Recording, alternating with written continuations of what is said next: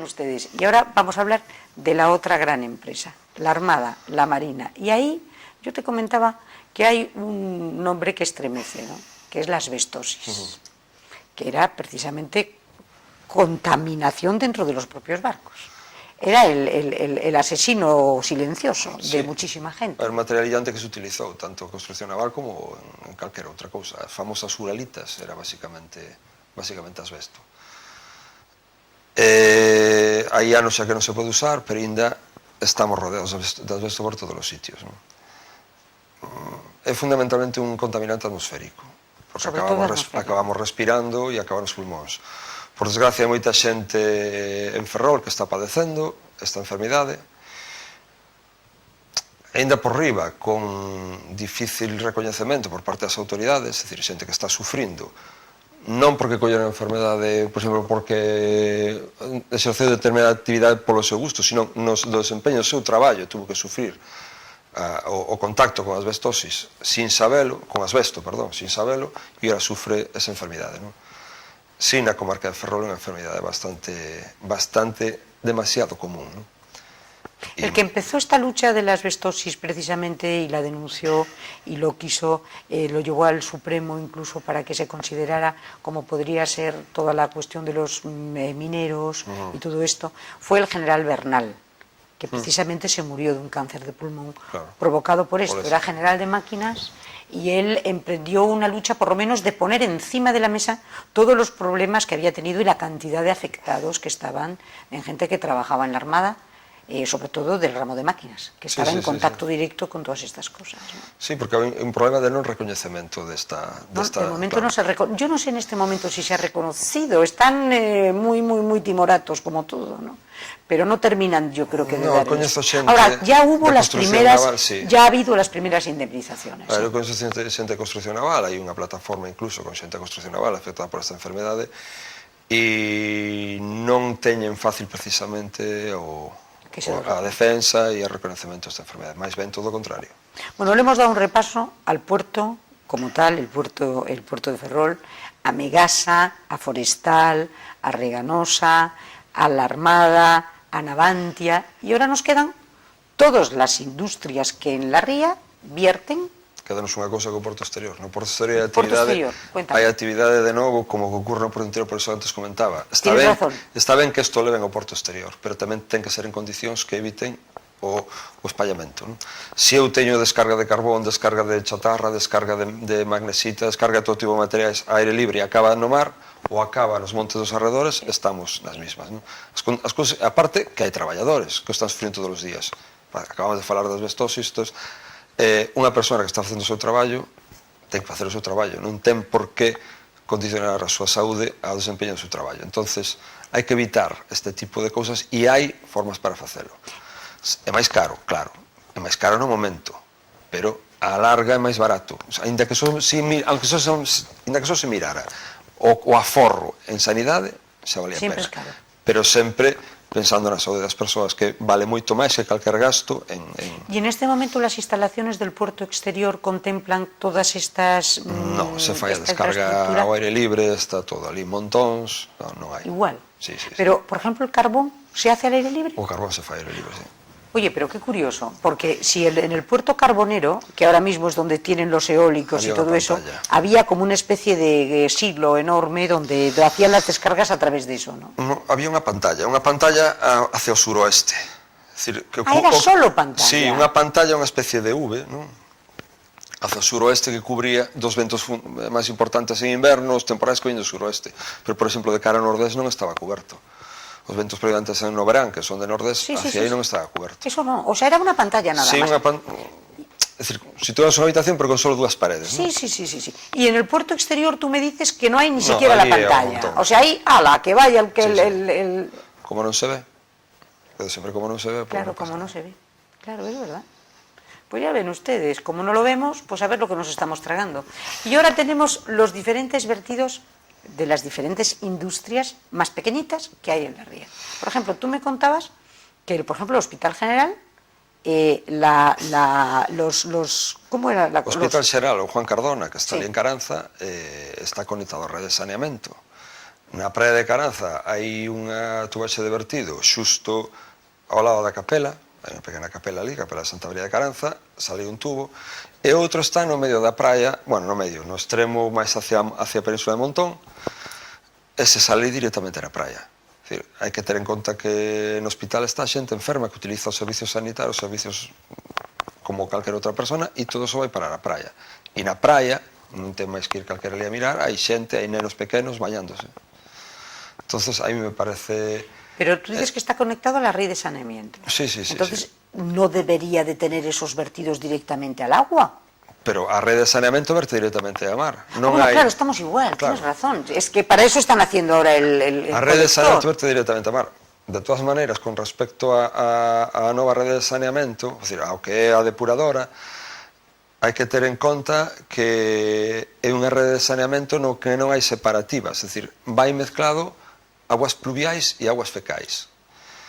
Eso ten un problema. Se nós tuviéramos os tanques de tormenta gigantescos, de dimensións descomunales, que permitiran acumular en época de chuvia toda a agua ali, e logo eso se iba bombeando, pues claro, como é lóxico, o que é o colector xeral, o que vai desde a estación de bombeo da Cabana hasta a estación de depuración, ten un volumen determinado, non pode ser un tubo infinito. O sea, desde la Cabana al puerto exterior. Sí, da Cabana ao porto exterior ten un volumen determinado e ten unha capacidade de bombeo, como non pode ser de outra maneira. Esa capacidade de bombeo está pensada para unha circulación normal. Que ocorre se chove? Pois se chove, hai uns tanques que chamamos os tanques de tormenta que acumularían esa agua de chuvia. Entón, iría bombeando pouco a pouco e cando parara de chover, acabaría de bombear. Ben, o problema é que esos tanques de tormenta son minúsculos, son moi pequenos.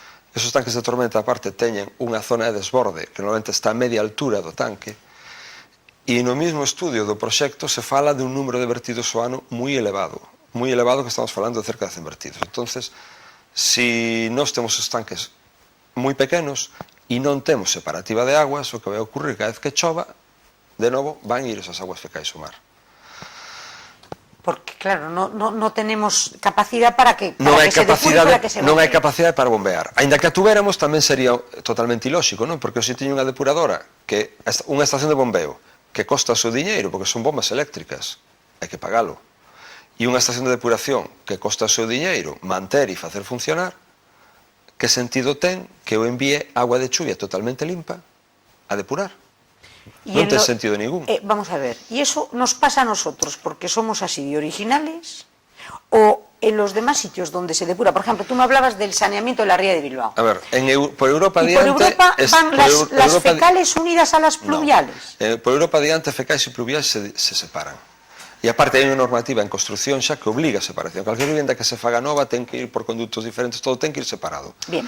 Como é lóxico, non hai que pensar moito para darse conta que é lóxico. Claro. Ben, que ocorre? Que onde non está feito esa separación, hai que, nós temos falado, isto, a Sociedade Galega Natural está dentro da Comisión de Saneamento, nós temos falado e proposto que, evidentemente, nós non queremos que se paren as obras, nós queremos que se faga depuradora xa, e se pode estar mañá, millor que pasado. Bien. Agora, hai que empezar a facer as cousas ben, entón, empezar a separar pluviais de fecais. É dicir, hoxe hai que facelo, ben, vamos para diante, hai que facelo así, pero ir facendo esa separación de pluviais de fecais. Que implica esa separación? Que obra hai que hacer? Esa separación, por exemplo, eu falaba e me decía, non me acordo do concelleiro, e me decía, pero que temos que levantar as rúas. E dixo, home, que mo digas, despois de que levantamos as rúas, para meter o gas, para meter o R, para meter de todo. É dicir, eu, a ver, en concreto teño R, como podía ter outra, e me gusta que meteran o cable de R. Pero mira, eu podo vivir sin R, pero non vivo a gusto con unha ría sucia. Prefiro que me levanten a rúa para meter separativa que non para meter o cable de teléfono. Que todo é importante, pero penso que a saúde da ría, a saúde dos veciños é máis importante que eso.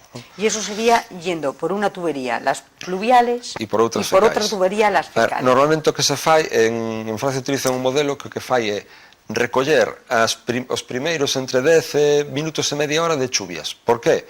Nunha cidade, cando chove, pois hai aceites na rúa, hai excrementos de animais, hai todo. Entón, esos primeiros minutos de lavado de rúas, eso vai ao tanque de tormentas. E iría a depuradora. Unha vez que pasa ese período de lavado, esa agua vai directamente para o mar.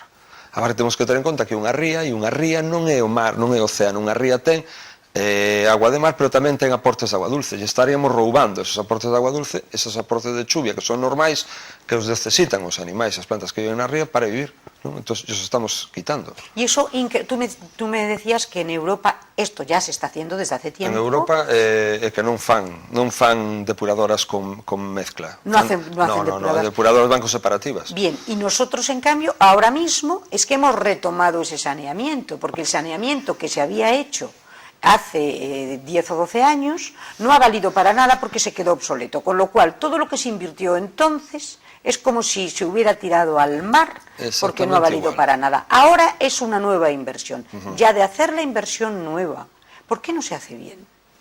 Pois algo que encarecería é algo mucho. Que me gustaría saber. Evidentemente vai ser máis caro. Agora, cal é o custe que ten? Porque hai que mirar cando se gastan os carros e mirar o custe que ten as cousas, claro.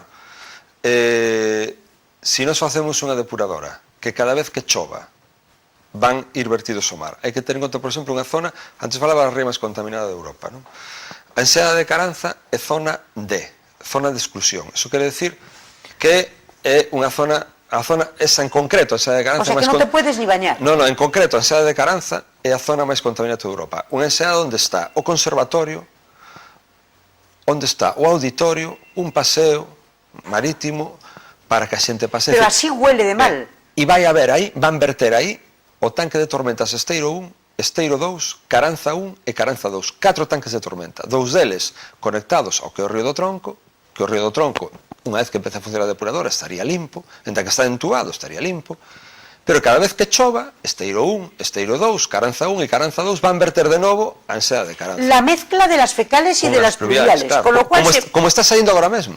Con lo cual va a ser lo mismo. Sí. O sea, estamos haciendo esta inversión para que la realidad, cada vez que chova, cada vez que llueva, se va todo al agua exactamente igual. Sí. Estando... Sí, porque o sistema non ten capacidade para bombear todo eso. Non ten capacidade. Pero entonces nin a pode ter tampouco, porque sería unha locura. Entonces non podemos enviar a depuradora todo ese volumen de agua. Y todo eso se solucionaría si por un lado fueran los fecales y por otro lado fueran las... Porque só se canalizaría a depuradora as fecais, se canalizarían os primeiros minutos de chuvia das pluviais para evitar que chegara ao mar ese lavado de rúas e de tellados onde pode haber porquería de días que sin chuvia, e a partir dese momento a agua discurría libremente para o mar, agua limpa e agua sucia contaminada para a depuradora. O sea, que a ti te parece que en este momento se está haciendo una inversión que ha quedado ya caquética antes de nacer. Sí. O sea, ha quedado obsoleta antes de nacer. E é algo que se vai ter que facer máis pronto que tarde, esperemos, pero que habería que planificar xa. Habería que planificar xa. E habería que comezar a executar xa. Porque é necesario, é que non hai outra saída, non hai outra opción. Aquí vinieron hace unos meses, o hace un año, miembros de la Comisión Europea para ver el estado de nuestra ría.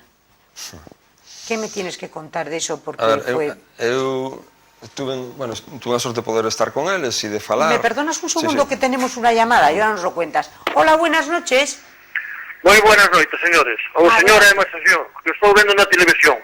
Eu non estou de acordo co que está dicindo o señor das aguas esas dos depósitos das aguas negras, porque a agua que está baixando da residencia por San Juan abaixo, cando chega á ciudad do Penido, ali furaron o tubo do alcantarillado, furaron-no por debaixo, e sale a merda con presas todo da residencia, das casas particulares, e se vai polos piña abaixo, e se vai por debaixo polas casas do Espiño, entra debaixo do Alcampo, pasa por debaixo do Alcampo todo, e sale na Gándara, detrás do tanatorio da Gándara. Sí.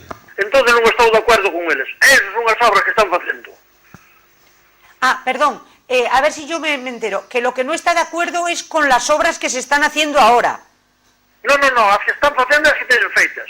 Porque ali viñeron os de como se chama, os de Urbacera e todo eso. Sí. E porque ali a tapa, cando meteron o alcantarillado no Penido de San Juan, meteron o alcantarillado moi baixo. Sí. Cando baixa da residencia para baixo, e cando sobe ali ao alto, meteron o alcantarillado moi baixo. Entonces, que facías? Ali levantaba ali unha tapa de un registro, e levantaba a tapa para arriba. Sí. Entonces, para que non levantara a tapa para arriba, para que non se vira a xente que pasaba pola carretera como salía a merda para arriba, colleron con un ferro grande e unha mandarria, furaron o tubo hacia abaixo, porque por ali baixo un de como me chama, espera que agora me... de eso que, de Clatón, de Clatón, arriba, na esquina de Clatón, onde estaba a Mercedes, ali había unha fonte, que eu teño ido de pequeno ali á escola, a Souto San Pedro, e iban a salir buscar a agua para fazer os leitos en polvo. E a fonte se carna, e ahora lle canalizaron toda a merda da residencia Pai, e baixa ás casas da Marina, todo polo río abaixo, que fixeron un paseo marítimo por ali moi bonito, moi bonito. E a merda nadando por o lado, ali para ver dos Salgueiros, con presas, merda, cajallos de merda, todo iso. E baixa polas casas da Marina para baixo. E baixa por debaixo do campo, e se mete ao tanatorio da Gándara. Sale á playa ali. Sí, directamente. Muchísimas gracias por su colaboración, gracias. Es lo que estabas diciendo esto tú. que está comentando el vecino se puede ver. Es que yo creí que no estaba de acuerdo con lo que estábamos diciendo aquí, lo decía él. No, se puede ver na praia de Caranza, se puede ver como el día aí na Gándara, se puede ver ao fondo de todo da ría, non me acordo como se chama o río este, donde está o Muiño das Aceñas, aí tamén se pode ver, en calquera dos puntos de vertido se pode ver porque vai directo, non hai ningún tipo de control, vai directamente para o mar. O que antes comentaba, que da visita da Comisión de Peticións do Parlamento Europeo, viñeron 3 eurodiputados da Comisión, máis outros que os acompañaban, entre eles eu iba falando con Filipe Bullán, porque falaba un pouco español, que era o presidente da Comisión, do Partido Popular Europeo, fixo gracia porque paramos na Gándara, precisamente paramos na Gándara, neste sitio, donde di este home, e ao baixar do bus, el se xirou para mí e me decía, pero aquí huele mal, e dixo, sí, pero sigue andando. Cando chegamos a alturas do que sería a desembocadura dun río normal, que eso é unha auténtica esterqueira, con todo o material que comentaba aí, xa non vou comentar eu, el quedou escandalizado, botou as mans a cabeza e me decía, pero isto non pode ser, isto que é? E dixen, estos son vertidos directos de todo que hai por aí atrás. Dicía, pero aquí non hai ningún control de nada. Non. Cando se xirou e veu enfrente embarcacións, me preguntei, aquelas embarcacións se son mariscadores? Entón miraba para mí e dice, pero non pode ser. Dixo, sí, son mariscadores. E isto, e ali mariscadores? Dixo, sí. Y él daba cabeza, decía, esto no puede ser. ¿Y en qué quedó? Porque ellos vinieron aquí a contemplar esto y entonces ellos vinieron a tomar nota de cómo estaban las obras y ellos que se van escandalizados. A ver, te comento, a ver, estaba este home do Partido Popular Europeo, estaba unha diputada do Grupo ALE e os Verdes e estaba outra eurodiputada do Grupo Liberal. Ben, o que quedou ao final que se fixo un informe, primeiro un informe unitario. Ese informe unitario se modificou despois por presións do Partido Popular Europeo, en concreto do Partido Popular Español, no que se eliminou toda referencia á contaminación por fecais da ría de Ferrol. Como? Se eliminou toda referencia á contaminación por fecais da ría de Ferrol. A disculpa foi a seguinte, a visita a vertidos fecais foi por unha denuncia que fixemos ás cofradías de Barallobre e Ferrol. Ben, esa denuncia se fixera había só 2 anos, os procesos son moi lentos e todavía estaba en estudio. A non nos chamaron a cofradía, en concreto a eurodiputado Benegana Miranda, si nos queríamos que se visitara, nos dixemos evidentemente que sí, desde a cofradía de Ferrol tamén dixeron que sí, nos pediron información, enviamos fotografías, vídeos, todo, e ao final decidiron visitar, a pesar de que todavía estaba en trámite. A disculpa era que eso estaba en trámite, pero bueno, inda que estuvera en trámite, o viron perfectamente. Ben, a hora da votación no Parlamento Europeo, a hora da votación dese informe, non só votou o Partido Popular Europeo a favor, tamén votou o Partido Socialista a favor dese informe, no que desapareceu toda referencia á contaminación por fecais da ría de Ferrol. Por qué? Porque probablemente pedirían responsabilidades a gobernos que tuveron responsabilidade en isto. Gobernos de España, porque aquí, como antes comentaba, depende da autoridade portuaria, depende do goberno de España, e foron gobernos do PP e do PSOE, depende deles, e entonces se apoyaron uns e outros para que desaparecera por completo toda referencia. No informe oficial non existe ninguna referencia a eso. Que barbaridade. Esa é a realidade. Que barbaridade. A pesar dos esforzos, a pesar da visita, a pesar de que viron o que había, eso sí, co voto particular das eurodiputadas, tanto do Grupo ALE dos Verdes como do Grupo Liberal, dicindo que elas non estaban de acordo e fixeron un informe particular onde sí se recollía. Bien, entonces, se tapa lo que realmente está ocurriendo, sí. Se tapa por parte del PSOE y por parte del PP, y se dice, bueno, se siguen con unas obras que como estamos analizando aquí, acaba de llamar este señor, está a la vista de todos, son unas obras que están levantando el pueblo por todos lados, carretera de circunvalación lleva todas estas historias, los tanques de tormenta, total, tú dices que para nada, porque si van juntas las fecales con las pluviales, eso no es capaz de bombearlo en el momento oportuno, o sea que en la ría nos vamos a encontrar Despois de todo este gasto, con el mismo problema. Non exactamente nada, vamos a estar mellor, pero non como deberíamos estar. A ver, se eu teño unha estación de bombeo, Pois é un pequeño parche. Claro, uns colectores que van recollendo unha estación de bombeo e unha depuradora que está aí, evidentemente vou estar mellor que agora, porque se non chove non vai haber vertidos directos ao mar. Bueno, aquí que non chove é difícil. Ese é o problema, ese é o problema. Aquí suele llover. O problema é que está diseñado dunha maneira e con uns tanques, que me quedei, a ver, eu ao lado da Cofradía de Barallobre fixeron un tanque de tormenta da depuradora Zona Sur, que neste caso concreto construye Aguas de Galicia, que depende da Consellería de Medio Ambiente. No tanque de tormentas que fixeron aí cabe Caranza 1, Caranza 2, Caranza 3 e Caranza 4. E un tanque de tormentas solo, caben todos os de Caranza. Entón digo, bueno, que pasa? É un tanque de tormentas con dimensións para recibir agua. O sea, aquí é que a ver, hai algún que como esta habitación. Pero a lo mejor depende de que ese tanque de tormentas sea máis grande. A ver, o tanque de tormentas se chama tanque de tormentas porque se chama así, porque para poder albergar toda a agua que se pode xuntar nun momento determinado, un momento de chuvia intensa. Claro, pero se me estás dicindo que el de Caranza está medianamente solucionado... Os de Caranza son ridículos. No, que son ridículos. Claro, son pequenísimos. Digo que no de Barallobre caben os 4 de Caranza. En Barallobre. Claro, no de Barallobre caben os 4 de Caranza. Entón dis, bueno, con esas dimensións é que é imposible. Diante da miña casa están facendo uno, estou vendo, pero, a ver, é que dous coches... Pero por que non hacen en Caranza dos como los de Barallobre? Está ben que estean os 4 que hai, pero deberían ser de un volumen suficiente para poder albergar. E de todas maneiras, con capacidade para facer o que antes comentaba, de recoller esos primeiros minutos de agua de chuvia que lava rúas e deixar seguir. Pero, claro, para eso, evidentemente, tiña que haber separativas. Algo que non se contempla, porque o problema é que ni siquiera se contempla. E les digo, no, é que eso é caro.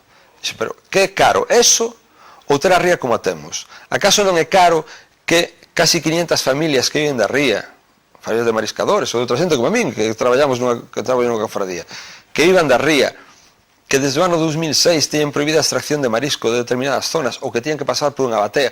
Eu só por recordar un dato, a batea de depuración costa a Xunta, é dicir, nos costa a todos 1,5 millón de euros ao ano. La batea de depuración? Sí, nos costa a todos 1,5 millón de euros ao ano. Eso aparte dos gastos que lle provoca as cofradías, porque a cofradía de Ferrol e Barallobre están arruinadas precisamente por culpa desa batea, porque ten unha mortalidade que tiñen que asumir as cofradías. Por lo tanto, o porcentaxe de precio do marisco que quedan as cofradías desaparece, se evapora, e as cofradías están sufrindo unhas perdas que están levando, por exemplo, no caso de Ferrol, a que estén plantexándose facer un ERE. Entonces, eso non é caro.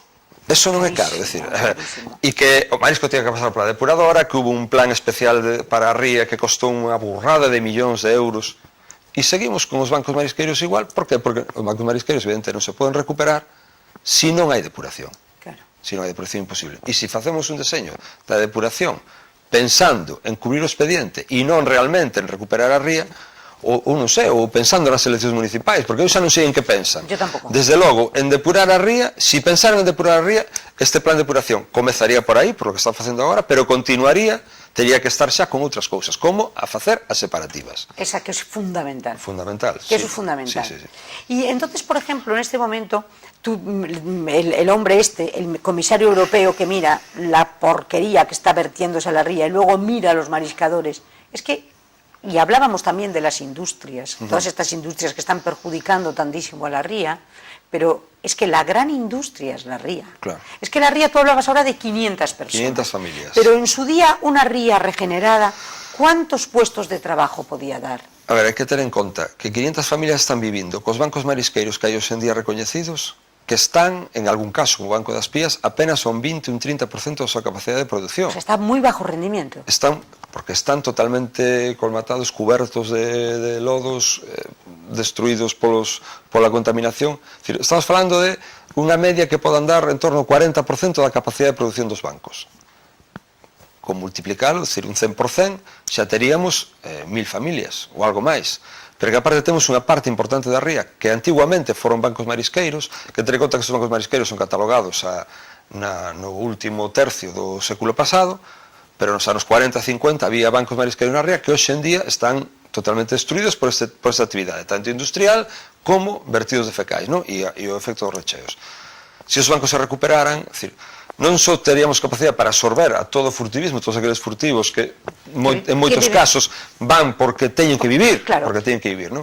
habría que facer para que esas persoas puderan ter un traballo decente.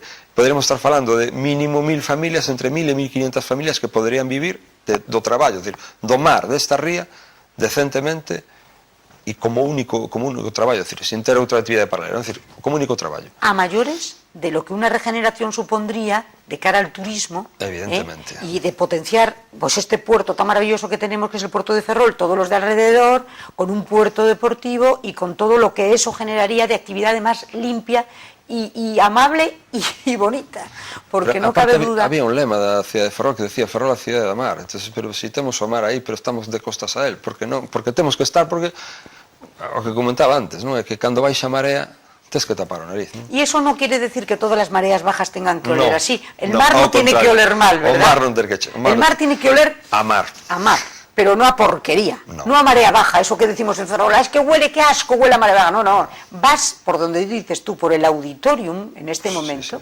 bueno, y es repugnante. Hai 3 zonas en particular, bueno, 4 zonas en particular. A zona do Auditorio Sade de Caranza, a zona da Malata, a zona da Gándara e logo a zona de San Valentín en Fene.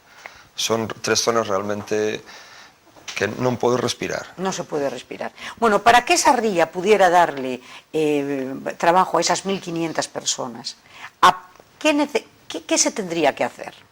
O sea, el saneamiento que tenemos ahora, imperfectísimo, podría ayudar un poquito. Podría ayudar un pouco. Pero a mayores, ¿qué?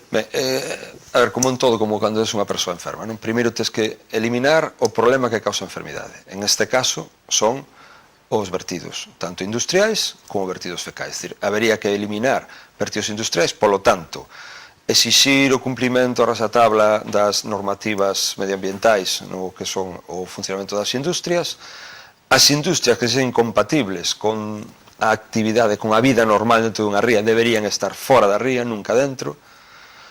A depuradora, o servizo, o que é o saneamento da ría, debería facerse con seriedade, un saneamento que evitara a chegada de fecais ao mar, que podemos ser unha ría recuperada, e logo habería que pasar un paso máis alá. É dicir, unha vez que temos unha ría ao que non chegan vertidos, claro, temos que empezar a pensar que facer, porque hai determinadas zonas que están moi deterioradas. É dicir, antes comentaba eu o de Neda, pero bueno, eu teño unha zona de mostraxe que é o lombo de Neda, que é un lombiño que hai ali ao lado da vía do tren, e que normalmente cando podo me levan os vixiantes nunha embarcación.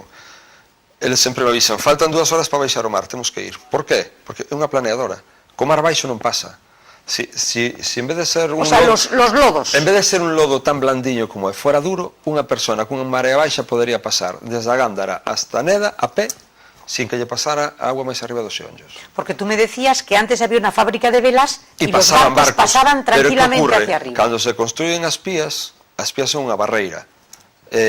Agua que ven desde o fondo, que arrastra tanto arrastra do río, pero tamén arrastra todo o material, aguas fecais, tiras aguas fecais, non só vai material fecal, tamén van restos de comida, vai materia orgánica que, ao non circular, vas van depositando sobre o fondo. Esa materia orgánica que en descomposición é a que produce ese cheiro, pero ademais vai cubrindo pouco a pouco. Entonces, realmente temos que empezar a pensar en facer dragados en determinadas zonas. Bien, dragas, o sea, eso se soluciona metiéndole un dragado a la ría. A las zonas esas a recuperar. Algunhas zonas, hai que ter en conta que aquelas zonas, por exemplo, ao redor onde houve actividade industrial importante, Navantia, Fene, Navantia, Ferrol, onde hai depósitos de metais pesados, Megasa, claro, aí non se pode dragar, porque se nós removemos esos lodos, o que faríamos sería espallar esos metais pesados. Entonces, esos están aí, ou igual hai que pensar, ou o máis lógico sería selar eses fondos para evitar que eso se remova. Agora, zonas onde hai fundamentalmente o que hai materia orgánica, aparte de que pode haber unha roda, unha bicicleta, unha cadeira, calquera cousa, porque pode haber calquera cousa por aí. Eso sí son materiais que hai que dragar. Dragar para recuperar a ría como tal e dragar para poder recuperar esa productividade marisqueira. E logo habería unha terceira parte que sería ligada con esta que habería que pensar que algúns recheos non teñen sentido.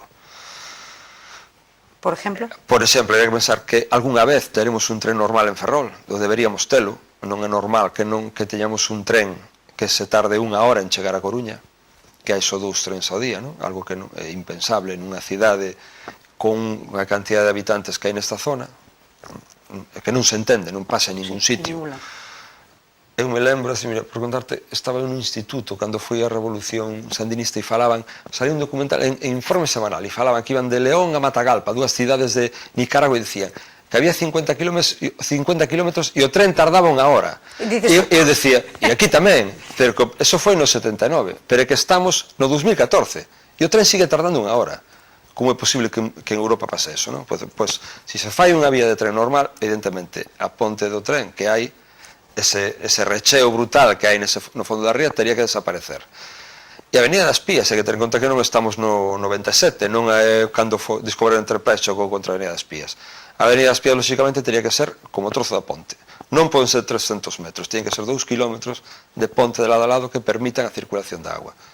Si nos dragamos, esas barreras están... Claro, si nos dragamos e permitimos a circulación da agua, non vai haber ese depósito, eso se manterá no tempo. É gasto? Non, é inversión.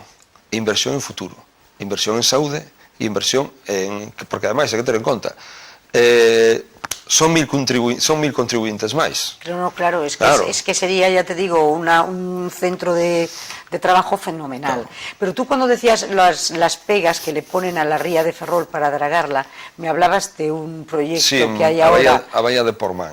Hai unha zona en Murcia, a Baía de Pormán, onde ali había unha mina, había minería, ceo aberto, e o que foron facendo foi botar as escorias nunha enseada pequena que había ali.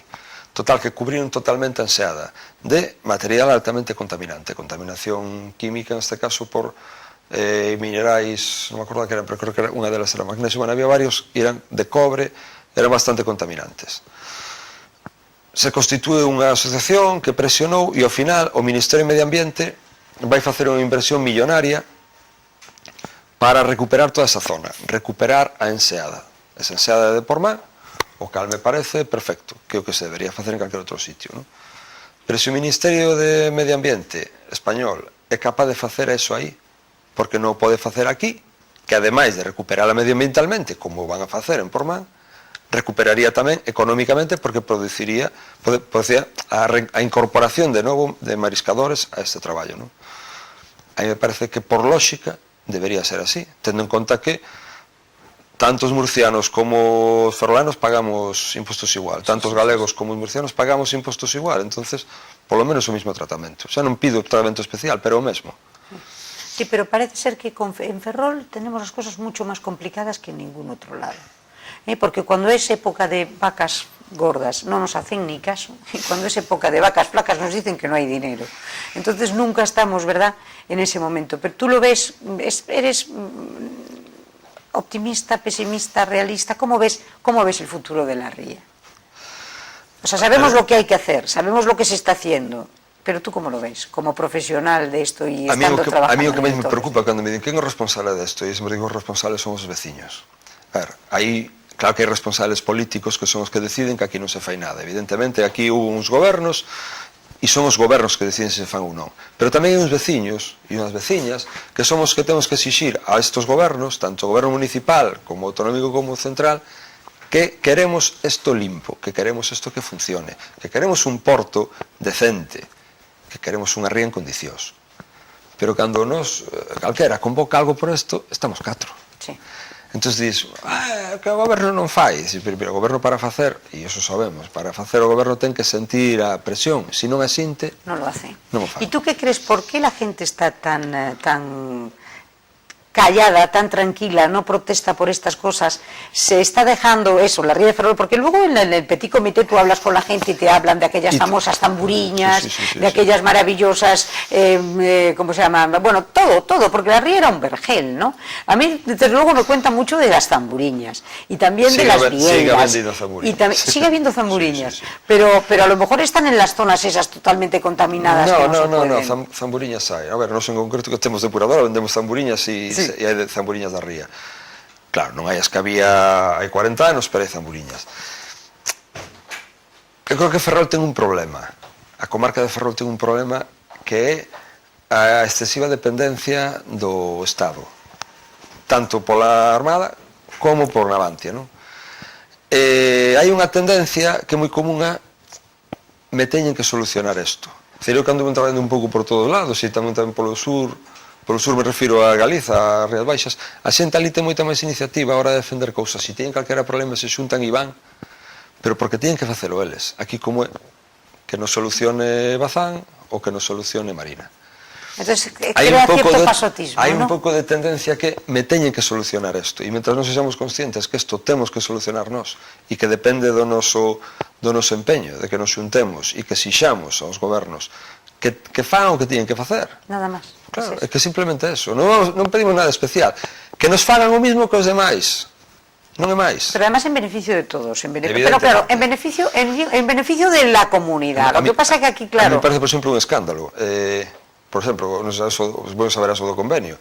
Resulta que nos pagamos impostos como todos os demais, aos demais lles fan as depuradoras, pero os forolanos e os naroneses vamos ter que pagar un convenio, é dicir, no convenio de construcción de depuradora un 80% o paga a Unión Europea, un 10% Aguas de Galicia, que é a Xunta de Galicia, e un 10% Aquaes, que é o goberno español. Bueno, pois o 10% de Aquaes o asumen os concellos de Ferrol e Narón. Eso se traduce en un convenio, en un préstamo a 40 anos que fai Aquaes, que para pagar 3,4 millóns de euros acabamos pagando cerca de 20, unha cuota a todos os veciños, é dicir que eu non sei quen o verá, pero son 40 anos que vamos ter que pagar. É dicir, se eu xa paguei con os meus impostos, por que teño que pagar logo na tasa do saneamento ese incremento? ¿Y esa tasa de saneamiento se hace normalmente en España, en otros sitios? A ver, o do convenio? Sí. Non. O sea, no. Por exemplo, Fene, Mugardos e Narón non teñen esa tasa. Esa parte da tasa non é ese convenio. Claro. Paga Aguas de Galicia e xa está. O sea, Fene, Mugardos, que es lo que está funcionando ahora, no tienen ese convenio, ni tienen que pagar ese plus. No. Y entonces, ¿por qué lo hace Ferrol? Pois mira, hubo inicialmente unha proposta a Irisarri cando estaba daquela, é verdad tamén que era máis diñeiro aínda. Pero cando entra o novo goberno municipal, o goberno municipal o asume, se fala con Narón e, excepto Benega que votou en contra, Izquierda Unida se abstuvo e os demais votaron a favor dese convenio. Total, que asumimos pagar entre todos os veciños, asumen eles, que os veciños paguemos. Tengamos que pagar ese plus de saneamiento cuando en la otra banda vamos a ter que pagar unha tasa de saneamento, pero aparte esa tasa temos que pagar un préstamo. Un plus, sí. Claro, un préstamo de Aquaes, que Aquaes fai negocio, porque dice, bueno, eu lles presto 3,4 millóns de euros, pero cobro 20, e ainda por riba teño o control da xestión do saneamento. Por que? Teño por unha lei que fixen eu o 51%, é dicir, que é algo que a mí me parece escandaloso. Y sin embargo la otra banda no lo paga. No. Pero esto es alucinante. Sí, bueno, ¿y cuál es el problema que ha enfrentado tanto al alcalde de Ferrol con el alcalde de Narón por este tema? Porque el alcalde de Narón ha dicho que no paga. Pero aí foi a xestión de Mafesa. A ver, a xestión de todo este da rede de saneamento agora ten que levar a alguén. Decir, normalmente quen a leva é Aguas de Galicia.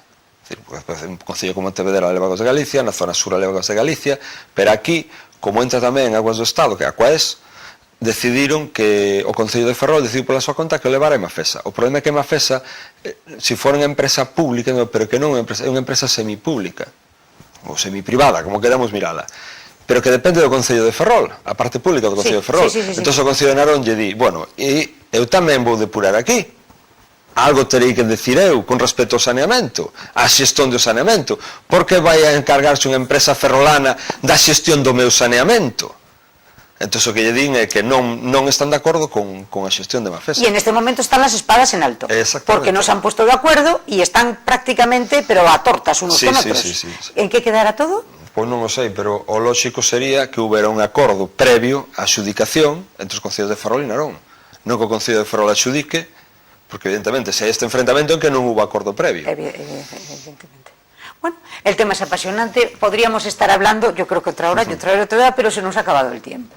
Entonces, no sabes lo que te agradezco, la cantidad, bueno, lo que nos has aclarado de todos estos temas, porque había muchísimas cosas que desde luego, bueno, yo no tenía ni idea, y entonces aquí ha sido fundamental tu colaboración. Yo voy a traerte otro día.